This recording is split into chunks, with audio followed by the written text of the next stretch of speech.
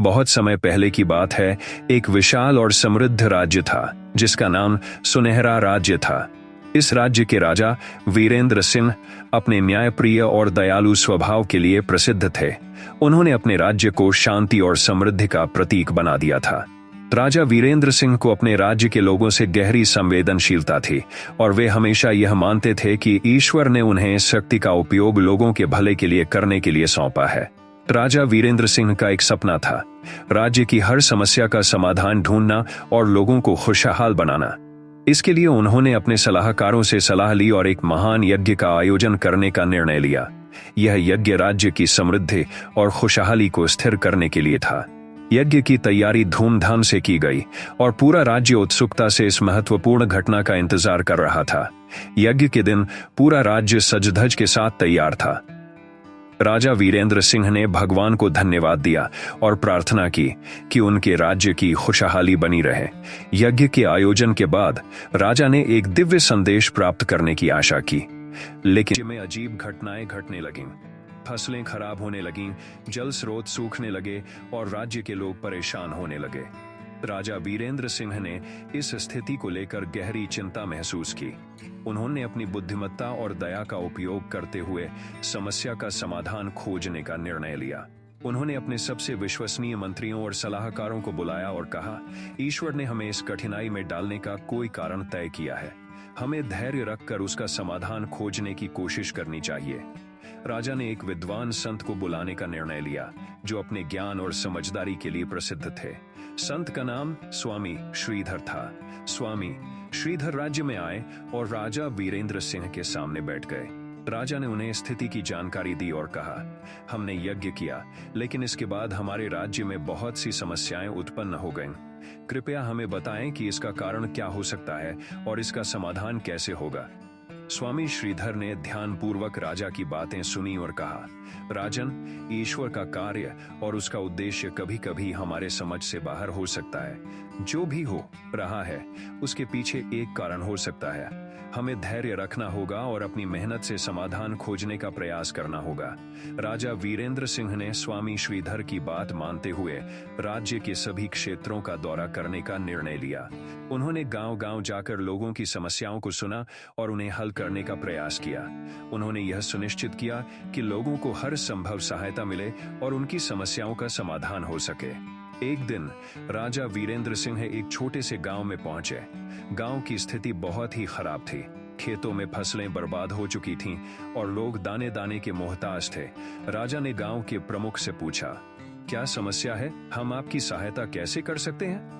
गांव के प्रमुख ने कहा, राजन, हम बहुत प्रयास कर चुके हैं, लेकिन हालात लगातार बिगड़ते जा रहे हैं। हमें समझ नहीं आ रहा कि ऐसा क्यों हो रहा है। राजा ने गहराई से सोचा और कहा, हमारे यज्ञ के बाद राज्य में कई समस्याएं उत्पन्न हुई हैं। क्या आपके गांव में कोई विशेष घटना हुई है या कुछ ऐसा जो अनसुलझा हो? गांव के प्रमुख ने ध्यान से सोचा और कहा, हमारे गांव में एक पुराना किला है जिसमें कभी एक विशेष मूर्ति रखी जाती थी। लोग कहते हैं कि उस मूर्ति के स्थान पर हमें बहुत सारी समस्याओं का सामना करना पड़ा। राजा वीरेंद्र सिंह ने कहा, हम उस किले का निरीक्षण करेंगे और देखेंगे कि वहां क्या हो रहा है। उन्होंने तत्काल किले की ओर यात्रा की। किले में जाकर उन्होंने देखा कि मूर्ति का स्थान खाली था और वहां की स्थिति बहुत ही खराब थी।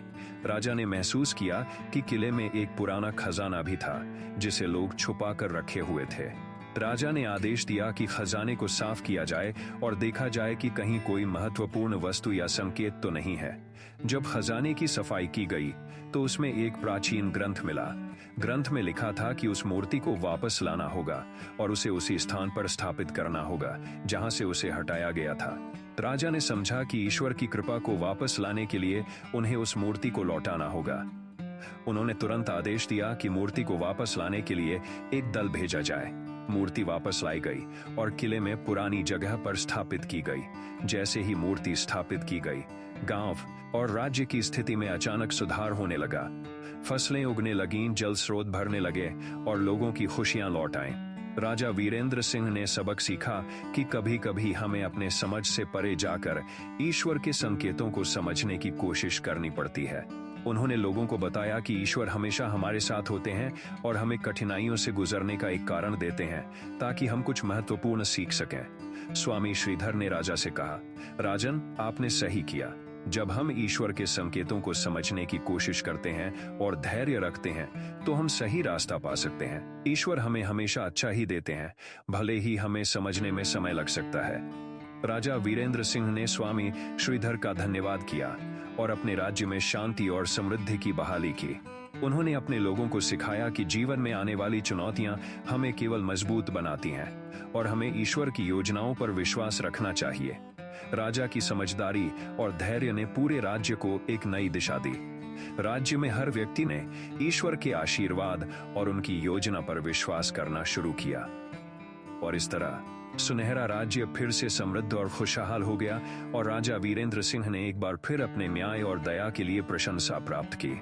इस प्रकार कहानी यह सिखाती है कि ईश्वर हमें जो कुछ भी देते हैं वह हमेशा हमारे भले के लिए होता है। हमें कठिनाइयों से गुजरने का कारण समझने का प्रयास करना चाहिए और धैर्य रखना चाहिए। ईश्वर की योजनाएं हमें हमेशा कुछ सिखाने के लिए होती हैं और अंततः हमें उनके आशीर्वाद का अनुभव होता है। दोस्तों, मुझे उम्मीद है कि आपको मेरी ये प्रेरणादायक कहानी आपके जीवन में सफल बनाने में काम आएगी। दोस्तों, ऐसी प्रेरणादायक कहानी सुनने के लिए आप हमारी चैनल को लाइक कीजिए, सब्सक्राइब कीजिए और शेयर कीजिए।